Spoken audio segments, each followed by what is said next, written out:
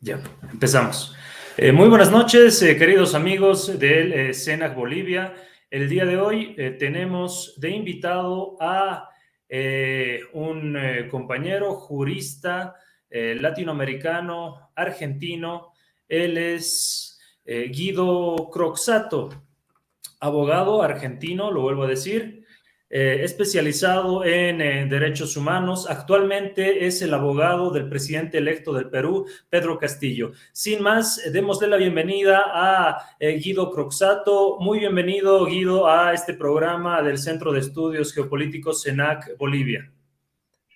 ¿Cómo estás, Gabriel? Gracias por la invitación. Bueno, sin más, hemos titulado esta entrevista, esta breve entrevista, con la ingeniería del lawfare en Latinoamérica. Hemos vivido en Latinoamérica y estamos viviendo procesos de lawfare. ¿Qué se entiende por lawfare? Adelante, Guido, por favor.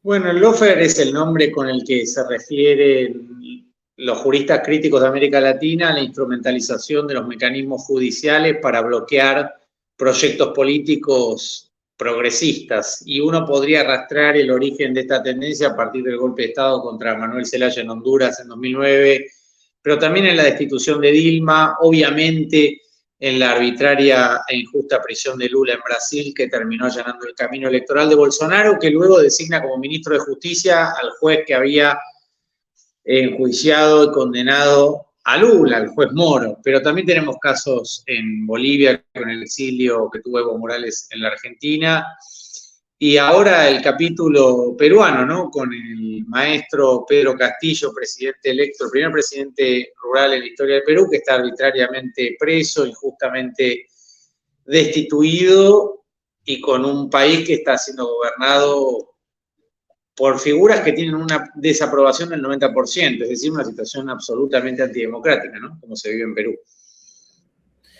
Sin lugar a dudas, Guido, el lawfare articula el ámbito mediático con el ámbito de la persecución jurídica. Quisiéramos que puedas abordar más estas formas, estas maquinaciones desde el ámbito estrictamente jurídico, muy vinculado al ámbito de las grandes corporaciones mediáticas, el Clarín en Argentina, por ejemplo, o Globo en Brasil. Sí, en general el lawfare, digamos, actúa.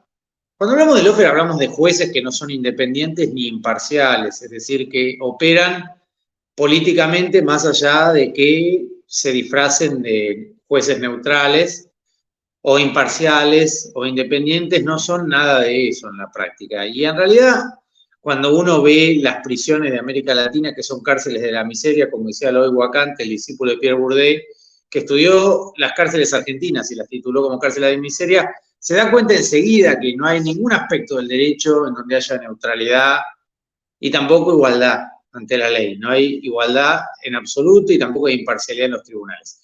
Cuando uno ve que se criminalizan siempre a los líderes progresistas, uno entiende que digamos, que la criminalización judicial es el último eslabón de una cadena que es mucho más larga y que tiene obviamente como primer paso una preparación discursiva mediática, es decir, se genera un sentido común, se inventan sospechas, se desinforma mucho, hay mucha desinformación en América Latina, además de discursos del odio. Creo que en algún momento va a haber que regular estos discursos y estas fake news, porque terminan contaminando y desvirtuando o viciando el debate político en América Latina. A tal punto que luego se termina judicializando la vida política, porque es tal el nivel de confusión y violencia que se desvirtúan las discusiones democráticas en nuestra región. Creo que esa es parte justamente de un fenómeno que luego termina destruyendo la dinámica partidaria y termina generando de alguna manera incertidumbre y desconfianza con la vida en democracia, porque los canales tradicionales de participación dejan de funcionar, en definitiva. Pero evidentemente los medios no son independientes. La mayoría de los medios de comunicación pertenecen a grupos empresarios que tienen intereses muy claros, económicos y políticos. Entonces, a la hora de informar, no informan debidamente, en general recortan, son tendenciosos, cuando no militan abiertamente en contra de un candidato. Cuando hay democracias donde hay monopolios informativos, como es con mucha concentración mediática, como sucede en la mayoría de los países de América Latina, esto en Europa no es tan así, pero en Argentina sí es así. De hecho, la ley de medios fue la ley más debatida por la democracia argentina, fue una ley respaldada por la Corte Suprema y, sin embargo, el gobierno de Macri, una de las primeras medidas que tomó, además de intentar designar a 2 jueces de la Corte Suprema por decreto, lo cual es inconstitucional, fue derogar la ley de medios, porque esa ley que democratizaba o intentaba democratizar, abrir un poco el juego del mercado de comunicación en la Argentina, afectaba los intereses del grupo mayoritario en la Argentina, es decir, de los monopolios de la comunicación. Ahora, donde hay monopolios, cuando ciertos líderes progresistas que toman decisiones en favor de los pueblos chocan contra ciertos intereses económicos que tienen a su vez un correlato mediático, evidentemente son estigmatizados y criminalizados mediáticamente las 24 horas del día. Y ese discurso permanente va permeando y va generando un estado de ánimo que luego puede ser retomado judicialmente. Es decir, muchas veces los jueces inventan o llevan adelante los fiscales causas sin ningún asidero jurídico, pero con mucho correlato mediático social. Es decir, que no son procesos respaldados en derecho, sino que son procesos respaldados en cierto ánimo social. Si uno lo tuviera que decir filosóficamente, es un poco lo que decía el realismo jurídico a nivel doctrinario, ¿no? Que los jueces en realidad aplican las normas luego de tomar sus decisiones y no para tomar sus decisiones, para darle una apariencia de juridicidad a su arbitrio o a sus intereses, que luego se disfraza de neutralidad jurídica, que esa es la trampa en la que nosotros ya a esta altura del partido con la teoría crítica no caemos. Pero cuando vos ves los procesos contra Lula, contra Evo, cuando vos ves los intentos que hay contra Petro o la destitución de Lugo o de Dilma, o ves lo que sucede con Castillo o lo que sucedió con Rafael Correa, que está exiliado en Bélgica, uno ve que siempre el modus operandi es el mismo. Se genera desde los medios un discurso constante de falsas acusaciones, de sospechas permanentes, y eso en algún momento dispara un proceso que puede ser absolutamente ilegítimo, pero permite a los operadores jurídicos, sobre la sospecha mediática, fundada o no, tejer mecanismos, operaciones jurídicas que van entorpeciendo los procesos democráticos y políticos porque suelen recaer sobre los líderes populares más importantes. Y eso termina siendo una afectación de la vida en democracia. A mí me gusta explicarlo de la siguiente manera. Hace 2 siglos, en los albores del liberalismo político, cuando nace el principio de legalidad, se entendía, digamos, que el Poder Judicial era un contrapeso de los otros 2 poderes. Es decir, que el Poder Ejecutivo y el Legislativo eran poderes con origen democrático. En cambio, el Poder Judicial era un contrapeso de los otros 2 porque tenía que preservar a las minorías del avance de las mayorías. En los orígenes del liberalismo político esto podía tener algún sentido. Sin embargo, yo creo que en las últimas décadas lo que hay es una deformación de esta vieja concepción liberal, de esta objeción contramayoritaria, de este carácter conservador del Poder Judicial, porque en realidad lo que hace el Poder Judicial es en nombre de las minorías, pero no ya de las minorías vulnerables o vulneradas, sino de las minorías privilegiadas, se terminan afectando y recortando derechos o obstruyendo avances de las grandes mayorías. Y esto es una deformación de la objeción contramayoritaria original del liberalismo político, y por eso los poderes judiciales concitan tanta desconfianza de la ciudadanía, porque más bien custodian los privilegios de las minorías concentradas de América Latina. Tenemos jueces millonarios en países pobres que le dan la espalda a las demandas de la ciudadanía y terminan obstruyendo los avances populares y criminalizando a los líderes populares, a Lula, Cristina, Petro, López Obrador, Evo, Castillo, Lugo, Dilma, Correa, en Ecuador, quien sea. Pero la tendencia es siempre la misma, lo que hay es una doble vara en el ejercicio del Poder Judicial, y eso genera desconfianza porque hace sospechar acerca de las verdaderas intencionalidades que hay detrás de la administración de justicia, ¿no?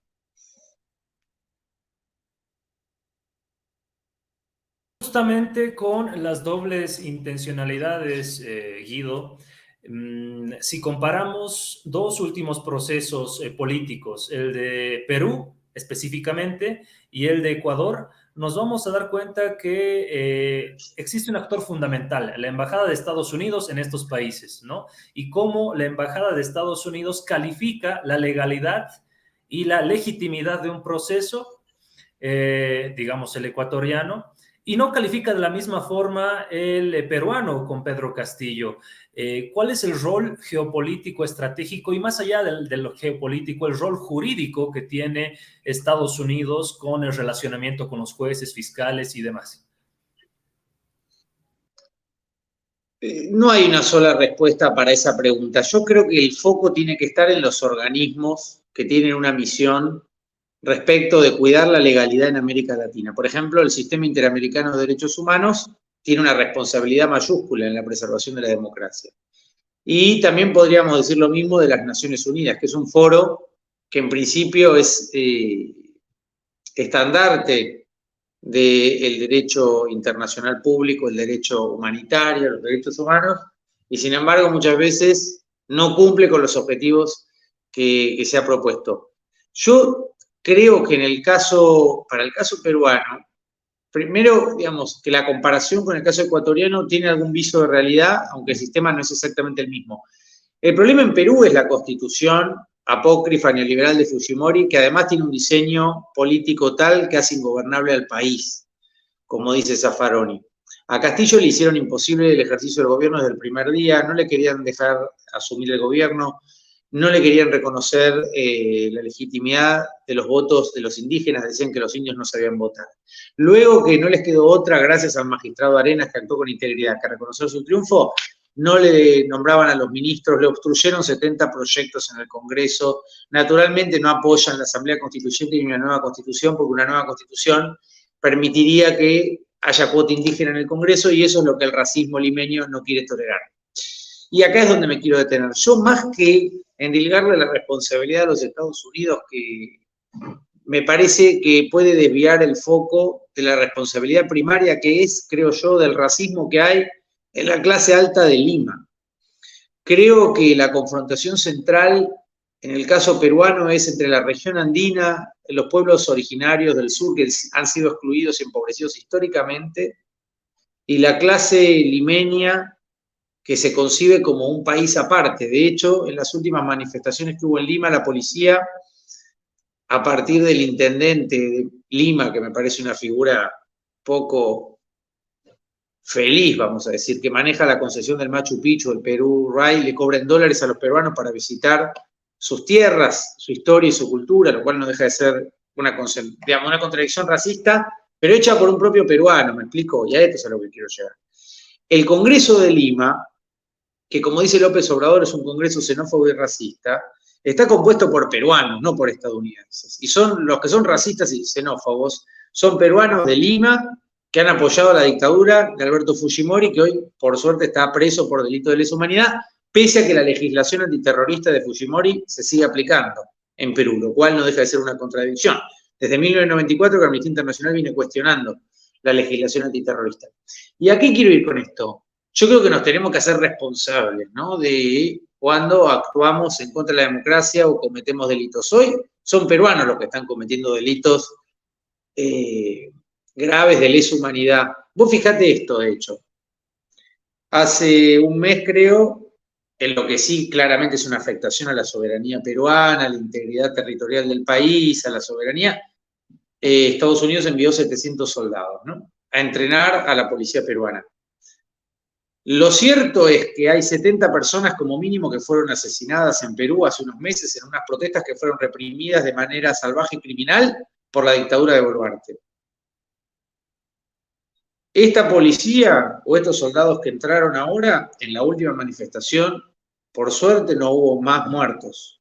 Esto no quiere decir que lo anterior no tenga que ser juzgado. Lo anterior debe ser juzgado inmediatamente. No puede ser que en Perú sea más grave un discurso que matar personas. Castillo está preso por un discurso sin consecuencias, violando el debido proceso, destituido de manera ilegal, inconstitucional, y Boluarte, que es la jefa de un gobierno que asesinó 70 personas e hirió un montón, está libre. No puede ser que en Perú asesinar personas sea menos importante que leer un discurso. Justamente, Castillo está preso por el racismo que hay en Perú, porque es un maestro rural de Cajamarca, porque es un choro de la sierra, pero leyó un discurso y está preso. Ahora, Aguinaga, que es un congresista que fue ministro de Salud de la dictadura de Fujimori, que es responsable de la esterilización forzada de miles de mujeres indígenas, como denuncia muy bien ANPAEF, está libre, no solo está libre, sino que es congresista, y es un congresista que votó la destitución de Castillo por incapacidad moral. Y Aguinaga no es estadounidense, es peruano. Entonces yo creo que nos tenemos que hacer responsables de los desastres que hacemos. Y en Perú se están cometiendo un montón de barbaridades, y los responsables son los propios peruanos que las están cometiendo. Aguinaga es responsable, Boluarte es responsable, Otárola es responsable. A mí, yo por el momento prefiero hablar de estas personas que de Estados Unidos, porque me parece que es un paraguas demasiado genérico y uno tiene que probar con hechos lo que está diciendo. Y acá está probado que hay peruanos que han cometido delitos graves y hoy están libres. Boluarte cometió delitos, Otárola cometió delitos. No puede ser que no haya ningún policía detenido luego de que hayan asesinado a 70 personas en Perú. Es una payasada, es poco serio.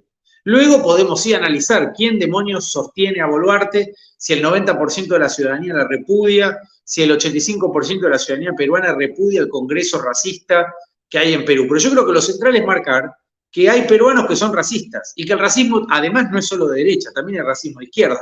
Algo que me explicó Zaffaroni cuando yo le pregunté por qué nuestros amigos progresistas, a veces de Lima, inicialmente no apoyaban tanto a Castillo, y Zaffaroni me mira, y Zaffaroni compara mucho esto con el proceso peruano, con el proceso boliviano, y me dice por el racismo. Y bueno, yo estoy aprendiendo mucho como abogado de Pedro Castillo sobre el racismo que tenemos internalizado en nuestros propios países. Muchas veces somos nosotros mismos los que discriminamos, y eso es lo primero que tenemos que terminar.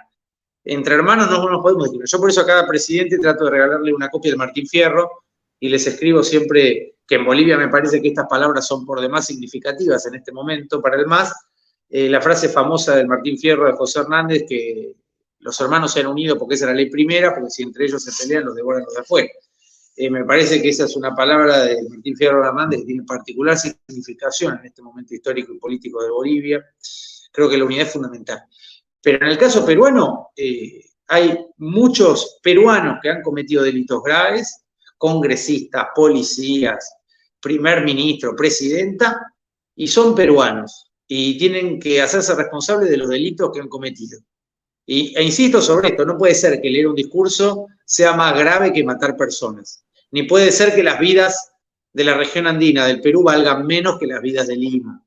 Eso me parece que, digamos, si hubieran muerto 70 personas en Miraflores, el gobierno de Boluarte se hubiera caído, con lo cual uno llega a la conclusión de que indirectamente o implícitamente se asume que las vidas que murieron no eran tan importantes o no eran suficientemente valiosas como para generar una crisis en el Perú y un repudio generalizado de parte del resto de los gobiernos de América Latina, ¿no?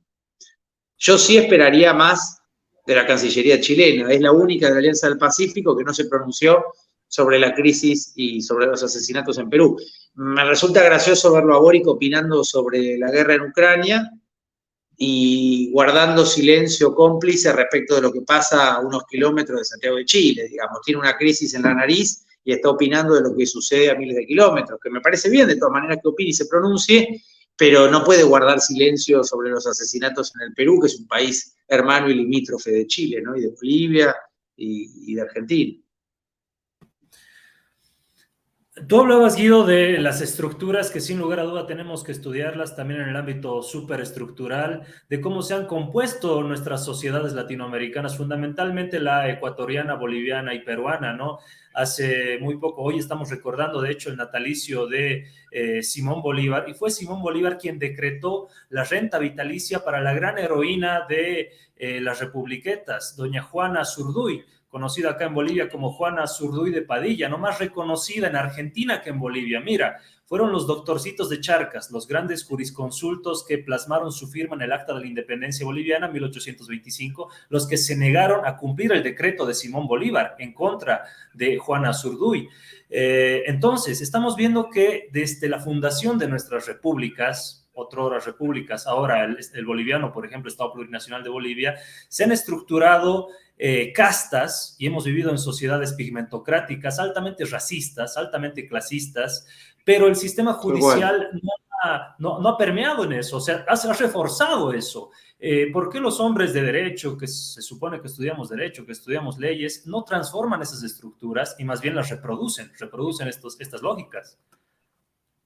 Bueno, creo que por comodidad, Guzmán Tapia, el juez que procesó a Pinochet en Chile, a quien yo conocí en Chile, cuando fui becario de la OEA en Santiago, en la Universidad Católica, Guzmán Tapia me decía que lo que más prostituye a un abogado es la carrera judicial. Y te diría que la razón es que rápidamente jueces o abogados que son valiosos y valientes en algún momento de su carrera agachan la cabeza porque quieren ascender y se dan cuenta que la mejor manera de ascender en la carrera judicial es midiendo lo que dicen. Hoy cada vez más abogados, de los que uno esperaría mucho más, están todo el tiempo midiendo y recortando lo que piensan, lo que dicen en off o en on, en público o en privado, toda esta tontería que en definitiva es un juego que conduce a no decir nada o a decir cada vez menos. Entonces, en la política y en el derecho pasan barbaridades y más que alzar la voz para cuestionarlas, lo que hay es una tolerancia cada vez mayor, ¿no?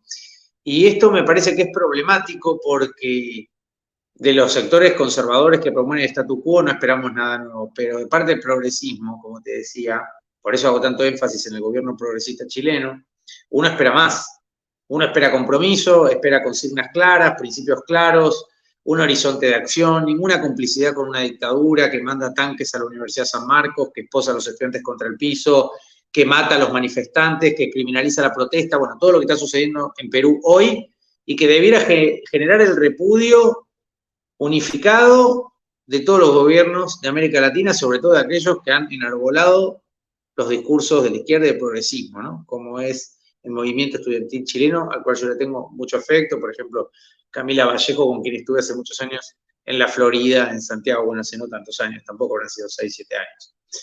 Pero evidentemente no estoy diciendo nada nuevo, ¿no? En general los políticos, los jueces, los abogados, a medida que ascienden o hacen carrera, se van aburguesando, se van acomodando, se van acobardando.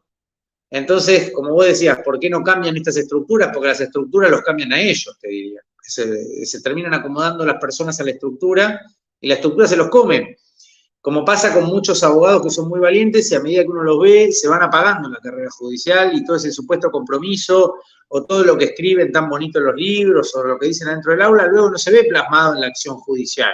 Lo que uno ve es que una vez que ocupan un puesto se vuelven conservadores, que la propia dinámica de la estructura los neutraliza y que se acobardan, que nadie levanta la cabeza. Porque, bueno, tiene sus riesgos hacerlo también, ¿no? Tiene sus riesgos en términos políticos, en términos de carrera judicial, en términos de dinero también. Perdés espacios, es un riesgo, qué sé yo. Nadie está obligado a ser un mártir. El tema es que se supone que estudiamos la carrera de Derecho porque creemos en la justicia, que es algo además, como hablábamos con Arce el otro día en Casa Grande, que también hoy está en riesgo o en juego. Yo noto que los abogados cada vez hablan menos de justicia, que los abogados cada vez hablan más de economía. Como contadores de empresas, hablamos cada vez menos como abogados, es decir, no hablamos ya de derecho o de derechos, hablamos de costos, de beneficios, de externalidades, de transacciones. Y esto es problemático, es como que poco a poco va cambiando el vocabulario de la justicia, el vocabulario de los abogados, que la lógica del derecho va siendo reemplazada poco a poco por la lógica de la economía. Y esto es problemático, no es gratuito, porque esos son los mismos abogados que después en unos años son jueces, fiscales, jueces de la corte y terminan tomando decisiones que más que promover el avance de los derechos terminan fungiendo como un recorte y un retroceso.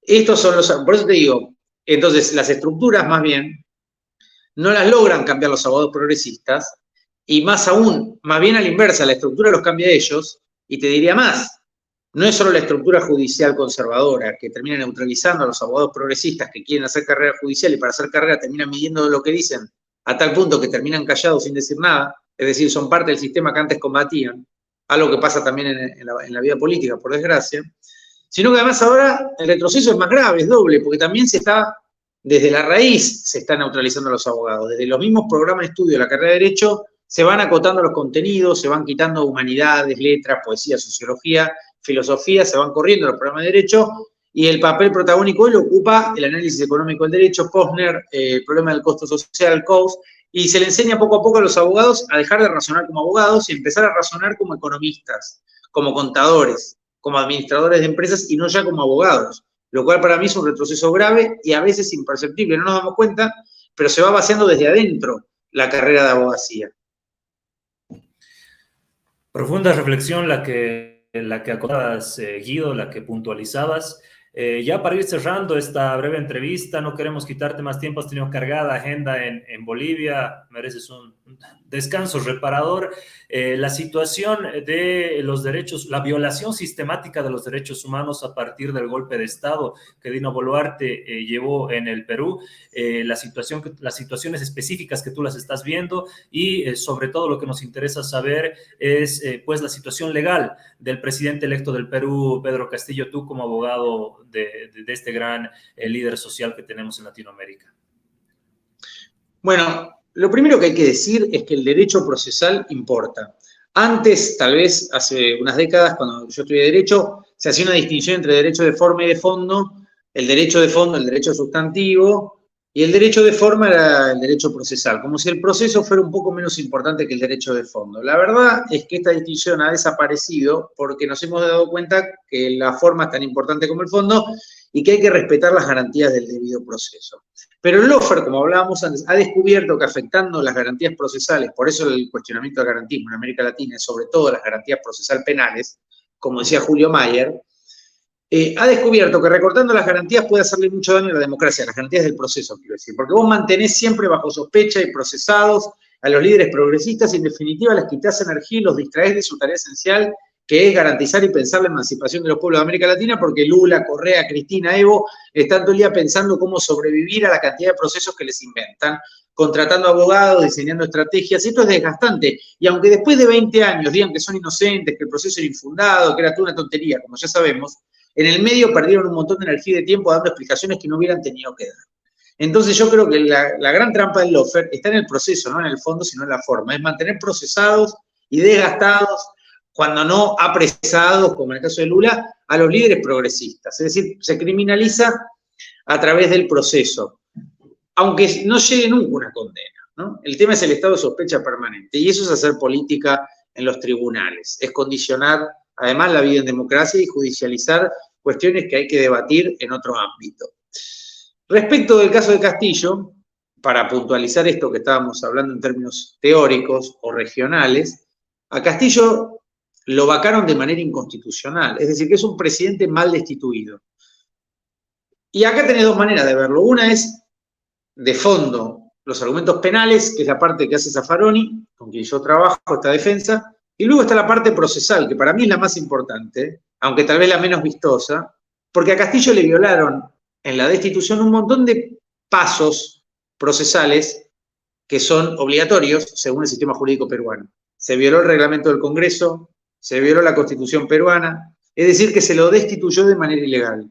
Para tapar esto, ¿qué dicen los medios? Bueno, pero Castillo era malo, gobernó mal, era feo, era negro, era cholo, cualquier tontería, pero no importa nada todo esto, porque aunque fuera un genocida, hay reglas que hay que respetar. El debido proceso es importante en una democracia. Y esto no lo van a poder resolver, por eso yo entiendo que la única salida es la restitución de Castillo. Porque te guste o no te guste Castillo, la manera en que se lo destituyó es ilegal. Y no puede haber un presidente mal destituido. Eso es un golpe de Estado. Y eso es lo que sucedió contra Castillo, porque fue destituido de manera ilegal, violando el derecho interno.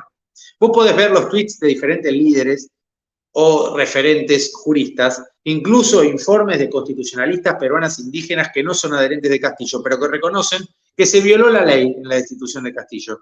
No hubo moción de vacancia, no hubo número, no hubo derecho de defensa, no hubo nada, un papelón en lo que hizo el Congreso peruano.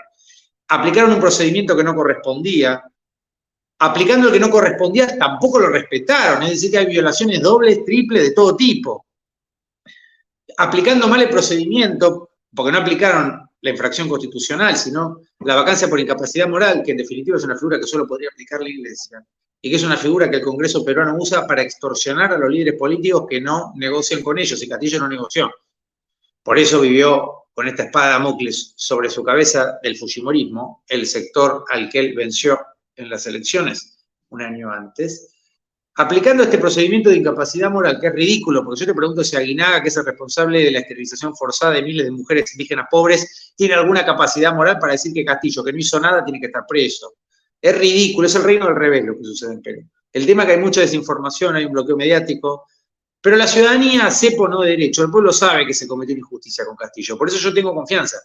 Y yo creo que a Castillo, el día que lo dejen hablar, o que nos dejen hablar, que podamos ir a Perú y hablar en su nombre, aunque el que tiene que hablar es él, yo creo que Castillo va a volver al poder, porque el pueblo se siente reflejado también en la forma en que lo echaron a patada del palacio, porque es lo que hacen todos los días los sectores racistas de Lima con los cholos de Cusco, Juliaca, Ayacucho, del sur del país. Lo sacan a patada de todos lados, lo discriminan. Eso es en definitiva lo que hicieron con Castillo, por la sencilla razón de que él no quería negociar con el sector que finalmente lo termina destituyendo de manera ilegal. Pero desde el punto de vista jurídico, técnico, procesal, la destitución es ilegítima, es inconstitucional porque no respeta el reglamento del Congreso ni la Constitución de Perú. Si la destitución es ilegal, si el procedimiento no fue cumplido legalmente, la destitución de Castillo es inconstitucional. Si es inconstitucional, la única salida legal es restituir al presidente electo democráticamente y destituido de manera ilegal, violando el debido proceso y el principio de legalidad. Y en todo caso hay que restituirlo, incluso si lo quieren destituir, tienen que restituirlo y hacer un proceso conforme a derecho, que es lo que hasta ahora Castillo no tuvo, donde se pueda defender durante una hora, donde haya una moción numerada, debatida, con los 106 votos y no con 101 como hubo. Hay una violación procesal estridente y grave. Por eso los medios tienen que atacar a Castillo o tratar de inventar cualquier cosa para mantenerlo preso, además arbitrariamente en una prisión preventiva sin sentido, cuando no se estaba fugando a ningún lado Castillo. Más bien Castillo es el presidente de Perú, se reconoce como tal, no es el único lugar al que quiere ir Castillo es a la presidencia, es decir, donde tiene que estar. Y en todo caso, además, la celeridad para procesar a Castillo contrasta con la lentitud para no hacer nada frente a los responsables de las 70 muertes en Perú. ¿Quién es el responsable de los 70 asesinatos en Perú? Producto de las manifestaciones luego de la destitución ilegal de Castillo. Porque parece que no hay ningún responsable por estas 70 muertes. Otro aspecto de la doble vara. Fuimos con Zaffaroni al penal de Barbadillo, no pudimos entrar a ver a Castillo, lo cual era una oportunidad histórica, que Castillo se juntara con Zaffaroni en el penal de Barbadillo. Para eso yo fui con Zaffaroni hasta ahí, desde un avión en Cusco, nos tomamos un avión desde Cusco, porque no tenía su carnet de abogado encima. Entonces yo me pregunto, ese nivel de legalismo extremo que usaron en el penal de Barbadillo para no dejar que Zaffaroni entrara a ver a Castillo, porque no podían corroborar que fuera abogado Zaffaroni, ¿te das cuenta? Es como no corroborar que Messi es futbolista. Ahora, la fiscal de la Nación mintió, dijo que tenía una tesis de doctorado y de maestría que no tiene y sigue siendo fiscal. Si le aplican a la fiscal de la Nación el mismo legalismo que le aplicaron a Zaffaroni cuando no lo dejaron ver a Castillo, la fiscal de la Nación tiene que dimitir inmediatamente porque fraguó un concurso público. Y eso también es un delito. ¿Qué autoridad moral tiene esta persona para investigar a Castillo o acusarlo de algo? Bueno, es el colmo. ¿Hace cuántos meses que estamos esperando la tesis de maestría de la Universidad Alas? Una universidad que además está sospechada de lavar dinero para el sector de Fujimori. Es como un mamarracho demasiado poco serio. Pero lo más grave es que se violó el sistema jurídico, el debido proceso, y que además de eso se está acusando a Castillo de delito que no cometió, porque la rebelión es un tipo que se tiene que analizar rigurosamente. Y acá no hubo ningún alzamiento en armas. Tampoco hubo conspiración porque el mensaje que lee Castillo no estaba firmado, con lo cual no hay manera de probar que hubiera coordinado nadie, nada. De hecho, después de 7 meses no encontraron una sola prueba en su contra, a tal punto que quieren levantar el secreto de comunicaciones a ver si encuentran algo. Y también fabrican pruebas, la fabricación de pruebas es otro delito. Inventaron hace un mes que habían encontrado un decreto, luego dijeron que lo habían encontrado porque no estaba firmado, y luego dijeron que en realidad no habían encontrado ningún decreto. Es decir, están todo el día inventando falsas noticias, falsas pruebas para ver si alguien aparece, pisa un palito, dice una cosa por otra. Pero la realidad es que Castillo no cometió ningún delito, que está preso porque no negoció con el racismo y la xenofobia de los sectores derrotados en las urnas y que van a volver a ser derrotados porque el pueblo lo quiere a Castillo y reconoce en él a una víctima, no un victimario. Los victimarios son los que están hoy usurpando el gobierno, que son indiferentes al asesinato de 70 personas. Yo cuando vi la muerte de Rosalino Flores, por ejemplo, un pibe al que las balas le rompieron el estómago. ¿Quién se hace responsable de la muerte de Rosalino Flores? ¿Qué tiene para decir Boluarte de este asesinato? No les da vergüenza, no sienten nada al respecto. Mandaron un tanque a la Universidad San Marcos. Yo fui a dar una charla y no nos dejaron entrar. No me pasó en ningún lugar del mundo. No, estaban todos los chicos del centro de estudiantes que me habían invitado a dar una charla y no lo podían creer. Yo tampoco, pero uno empieza a desarrollar cierto realismo. Es un nivel, es lo más parecido a una dictadura que me tocó vivir a mí. Yo nací en democracia, nunca viví una cosa semejante como la que viví en Perú hace unos meses y de hecho no he vuelto desde entonces. Pero la cantidad de arbitrariedades, lo mismo que el requisito, luego de que Jennifer nos manda una carta a Zaffaroni y a mí pidiéndonos ayuda, al día siguiente el INPE emite un nuevo requisito que es ilegal, viola el derecho internacional y viola el derecho de defensa de Castillo, diciendo que los abogados extranjeros para visitar los penales tienen que homologar el título, un trámite que toma más de un año. ¿Te das cuenta? Esa medida fue tomada ad hoc exclusivamente para perjudicar a Castillo, por eso es ilegítima. Es una medida para vulnerar su defensa. Y tiene nombre y apellido, está hecha contra Zaffaroni y contra mí, los dos abogados extranjeros de Castillo, porque se tomó justamente en ese momento, luego de que fuimos a ver a Castillo, Zaffaroni y yo.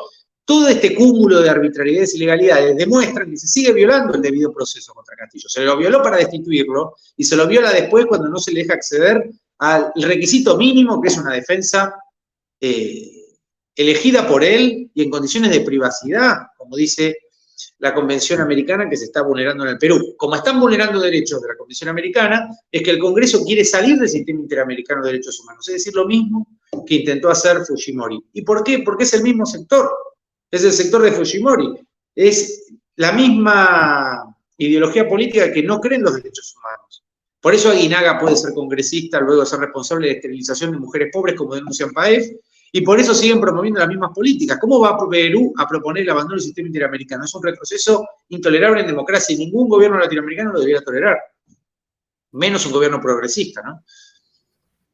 Sin lugar a dudas, Guido, nos has dejado bastante clara la situación legal, jurídica de Pedro Castillo y sobre todo la violación sistemática de todas las garantías procesales, todas las garantías legales de cualquier ciudadano Así peruano, es.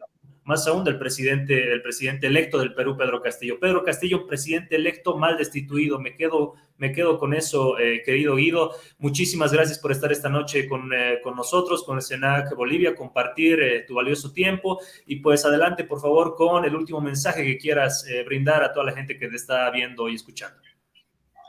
Bueno, primero agradecerte a vos, Gabriel, a SENAC Bolivia, el pueblo boliviano es maravilloso, agradecerle al presidente Arce la reunión, que fue maravillosa y muy comprometida, lo mismo que López Obrador, que Petro, que Xiomara Castro, Zelaya, y se están sumando cada vez más presidentes de América Latina, porque creo que lo que falta a veces es informar con claridad técnicamente qué es lo que se está haciendo en Perú y qué es lo que se hizo mal en la destitución de Castillo. Yo creo que es una causa latinoamericana. Cuando estuve en México con López Obrador, entregándole una carta que a su vez tiene que recibir otro presidente de América Latina, que tampoco es de Argentina como soy yo, me daba cuenta hablando con él que esta causa, la causa de Castillo, como hubo otras causas, como la de Correa, que está injustamente exiliado en Bélgica, o la de Lula, yo estuve en Curitiba cuando él estuvo preso injustamente por Moro, con sus abogados, y le llevé un pañuelo blanco a Estela de Carlotto, de la Abuela de Plaza de Mayo, que decía Lula libre. ¿A qué voy con esto? Como todas esas causas que estoy enumerando, esta también, esta es hoy, esta es la causa de esta hora, pero es una causa por la democracia, como decía Arce ayer, y por los derechos humanos y por la soberanía de los pueblos. No es una broma lo que sucede en Perú, es grave, trataron como un perro al primer presidente rural de la historia del país, y el único delito que cometió Castillo es no negociar con todos los sectores corruptos que hay en Perú. Por eso está preso. Si hubiera negociado no estaría donde está. Eso te lo aseguro. Él está ahí, como todos, es el precio que pagan los que no se arrodillan. Son criminalizados, estigmatizados, se tienen que exiliar como Correa, o terminan presos como Lula o como Castillo en Perú en este momento. Pero a mí lo que me queda claro es que es una causa latinoamericana y que todas y todos los latinoamericanos de bien, que creemos en la integridad y en la soberanía de nuestros pueblos, y sobre todo en los pueblos originarios que han sido históricamente reprimidos y castigados por las grandes urbes de nuestros países, tenemos que estar del lado correcto de esta película y no nos tenemos que dejar confundir ni engañar. En Perú no hay democracia. En Perú hay un gobierno que destituyó de manera ilegal a Castillo porque Castillo no quería negociar con el Congreso corrupto. ¿Y qué hizo ese gobierno corrupto luego de destituir a Castillo? Asesinó gente. Y asesinó gente y no se le mueve un pelo. Hablan con una impunidad total. Boluarte se pregunta por qué la gente no la quiere. Bueno, señora, hay 70 personas asesinadas, miles de heridos, hubo un tanque en la universidad, hay censura. Cada vez que yo doy una entrevista, las embajadas peruanas en el mundo se quejan en Alemania, España o Bolivia y mandan cartas. A mí me da gracia, pero si nos pasa esto a Zaffaroni y a mí, ¿vos te imaginás a cualquier peruano que sale a quejarse? Y con esto concluyo, hay mucho miedo en Perú. Nosotros pues ya estamos acostumbrados y creemos en esta causa y vamos hasta el final porque creemos que esto es justo, como me dijo López Obrador. Hacés bien, estás defendiendo una causa justa y lo hacemos por eso. Hoy mi nene miraba una cosa en TikTok y me dice, ¿por qué mienten tanto? ¿Por qué dicen cómo hace Castillo siendo pobre para tener un abogado como vos o como Zaffaroni y cómo les paga? Y nosotros con un amigo, David, le decíamos en la oficina, mirá, a nosotros no nos paga nadie, lo hacemos porque creemos en la justicia, pero hay gente que no entiende que puede haber una actuación voluntaria cuando uno cree que se está vulnerando el derecho. Es grave lo que está sucediendo en Perú y todos los latinoamericanos que creen en la justicia social tienen que tomar partido, no pueden mirar por otro lado, esconderse abajo de la mesa o quedarse callados. Porque quedarse callados frente a una dictadura es complicidad y nosotros ya vivimos demasiadas crisis y se perdieron demasiadas vidas en América Latina como para que nosotros no hayamos aprendido algo importante respecto a esto, que es que no nos podemos callar. Y esa es la razón por la que estamos defendiendo a Pedro Castillo y sobre todo a los cholos, a los indios que nos pedían con Zaffaroni y nos agarraban de las manos unos meses en Lima pidiéndonos por favor ayuda. Estamos cumpliendo con lo que es básico para cualquier abogado, que defender la justicia, nada más. Recuperamos la democracia en Bolivia en tan solo 11 meses, nos costó 38 muertes, numerosas detenciones ilegales, heridos, perseguidos, encarcelados, y en Perú estamos encaminados a lo mismo. Muchísimas gracias, Guido, por esta defensa férrea que haces del presidente electo del Perú, Pedro Castillo. Es una causa latinoamericana, como tú muy bien lo dijiste.